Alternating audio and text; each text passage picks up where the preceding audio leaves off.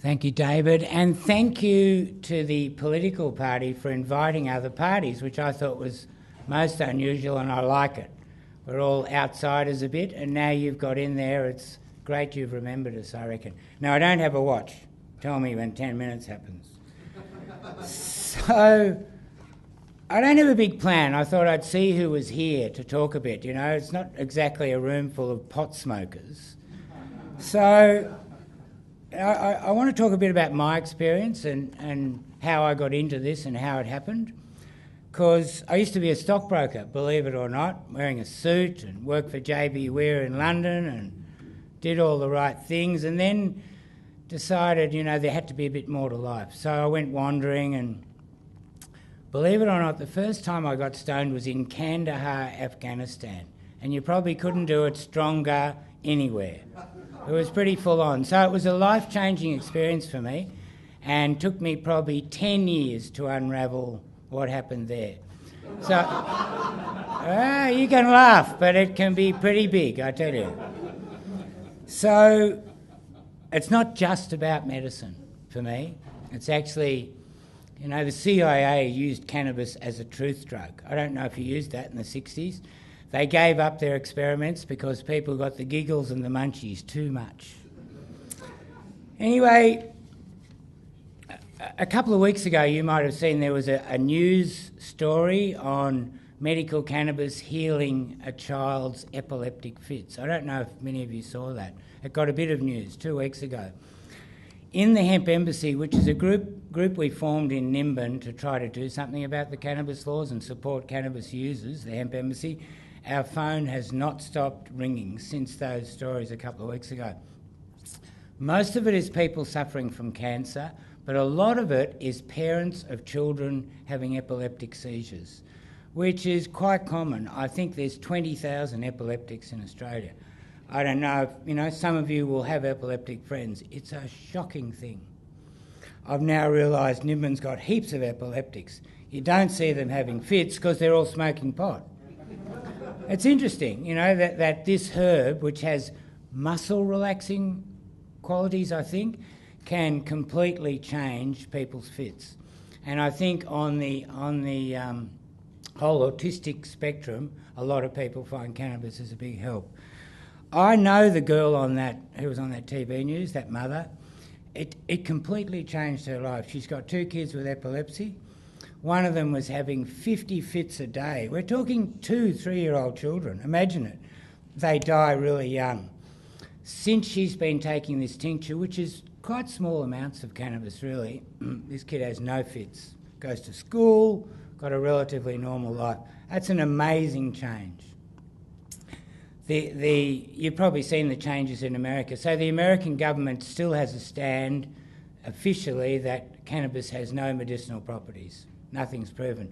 But this year they're going to do their first official trial, government, and it's going to be on epileptic children. I have no doubt it'll come up positive. So the whole medical thing, you know, we're all in the dark on cannabis a fair bit because there's never been able to be any official trials. There's never been any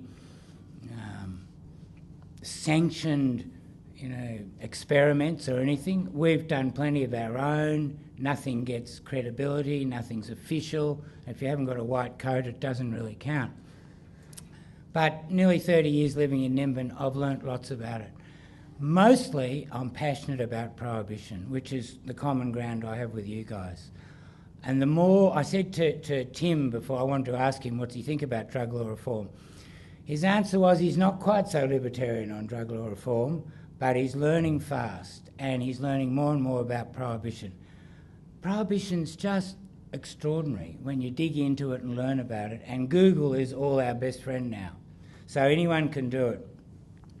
So it started in the 1930s in America, and it kind of came out of wowsers, I reckon, a fair bit, or that's the publicity.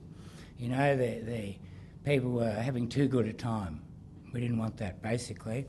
But it's about money, I reckon. In the end, like most things, it's all about money.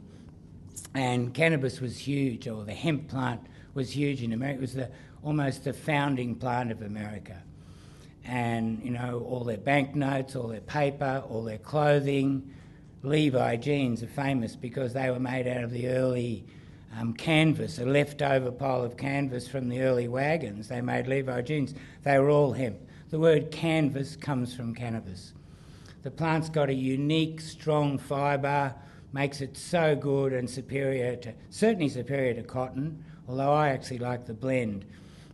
But that's why all the ships had it, all their sails, all their ropes, everything was hemp. It's strong, it's tough, it lasts a long time. And you can grow totally different plants. You can grow a big rangy plant with thick stalk, or you can grow really fine plants close together and it'll make really fine material. So that's a whole side to the plant you don't hear much about. I wanted to mention. The other thing is hemp seed. Hemp seed is illegal in Australia and New Zealand for humans to consume. We're the only Western world where it's not legal to eat. It's got better omegas than fish oil, from what I can read. Everyone's saying eat fish oil. I think hemp seed's better. And it's second highest protein to soybeans. So it's an extraordinary food and plant. You know, not only the fibre, but the seed. But the big trouble has been its medicinal properties. That's what's caused the law to stay there.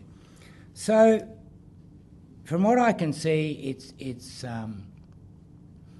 really a lot of ignorance. Ignorance has got into the whole debate, you know, because it has extraordinary medicinal properties. And if you don't heat cannabis, you don't get stoned. And people are just waking up to that, I think. That's why people smoke joints or they cook it. You get stoned. You get all those benefits. If you don't heat it, the THC isn't activated. So the girl you saw getting the medicine wasn't getting stoned at all. She was getting the CBDs. But this is all hippie knowledge, you know. This is all amateur, homemade knowledge. When the real science gets hold of it, I think we'll find it's an extraordinary plant. In England, they're already making Sativex and Marinol, and they're trying to put cannabis in a pill. It's a bit like instead of eating an orange, you have a vitamin C tablet. They're really different things altogether.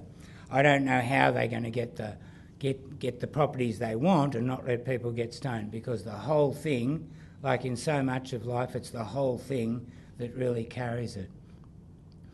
What we found in Nimbin is we're trying to focus on the medical now, because we're just getting flooded by people who want to try it, mainly because of what's happened in America.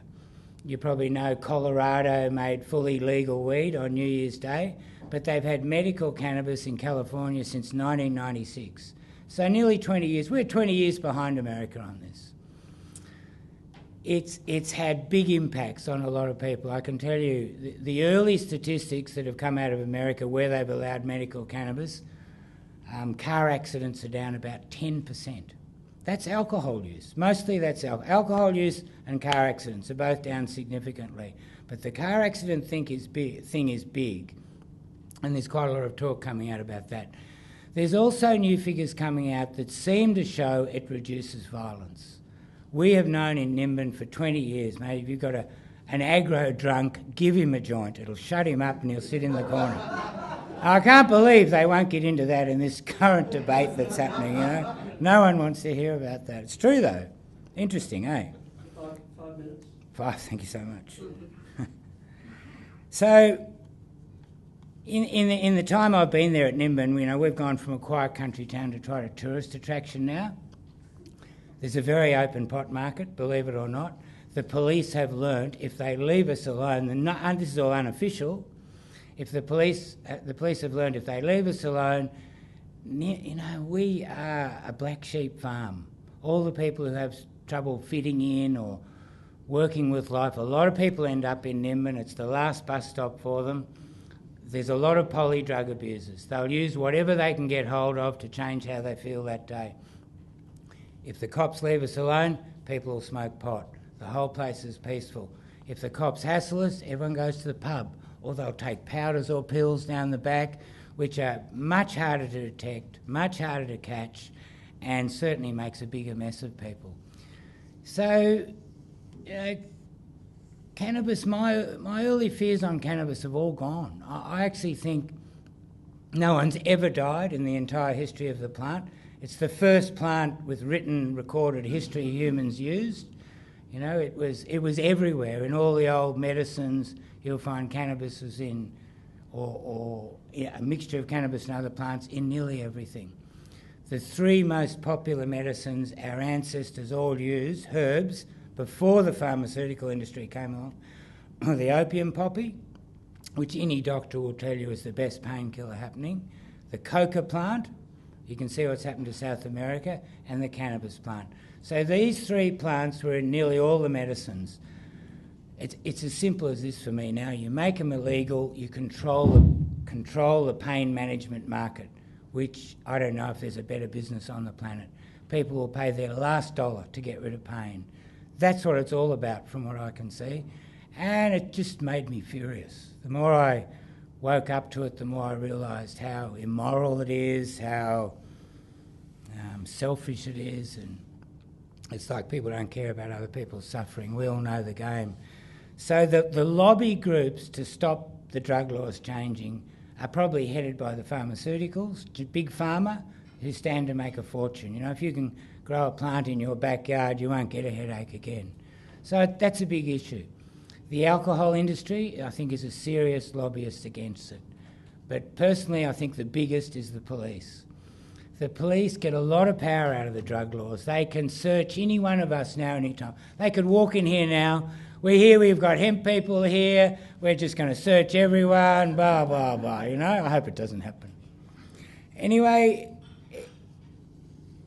I don't think it's really about the police losing their jobs or having less work. They've got plenty to do. It's about that power they have to search anyone, to go into any home, to lock up undesirables. It's easy. I know plenty of people who have, you know, they've sorted them out through the courts. You can set people up with drugs very easily. I'm not saying it's all like that.